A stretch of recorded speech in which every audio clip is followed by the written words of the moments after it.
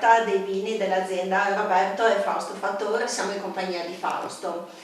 Prima che Fausto ci parli dei suoi vini, io volevo che lui spendesse due parole sulle etichette dei suoi vini. Infatti penso che ci sia lo zampino di una donna in questa etichetta. Esattamente.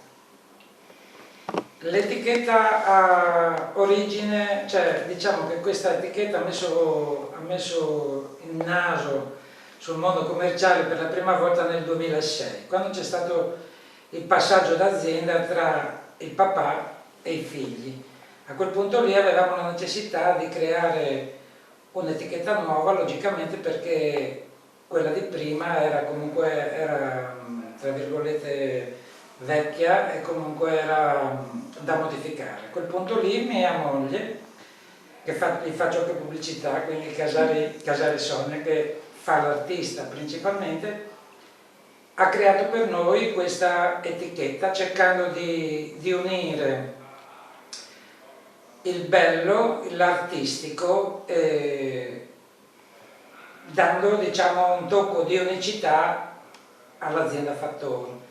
Ci sono le tre versioni, una versione è questa che vedete qua, che è quella del vino bianco classico, che va sul friulano, sullo chardonnay, poi c'è la versione, no, sempre questa è quella bianca, questa è la versione per i vini rossi, Cabernet Sauvignon, Refosco del Peduncolo Rosso, e questa è la versione particolareggiante del Piccolit.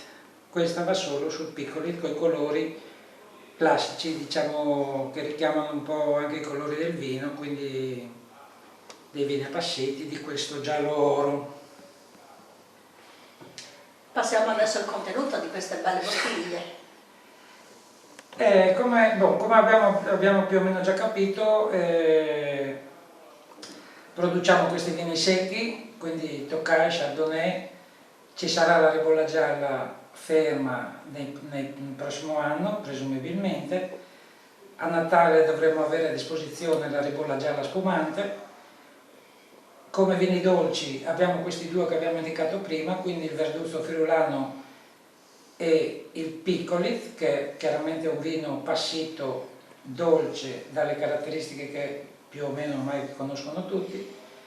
E poi per i vini rossi abbiamo il Refosco del Peduncolo Rosso, Cabernet Franc, il Cabernet Sauvignon, il Merlot e basta, mi pare. Direi che tutto sommato abbiamo una bella scelta di vini quando passeremo in azienda da te a fare una degustazione. Ringraziamo Fausto dell'azienda Fattore.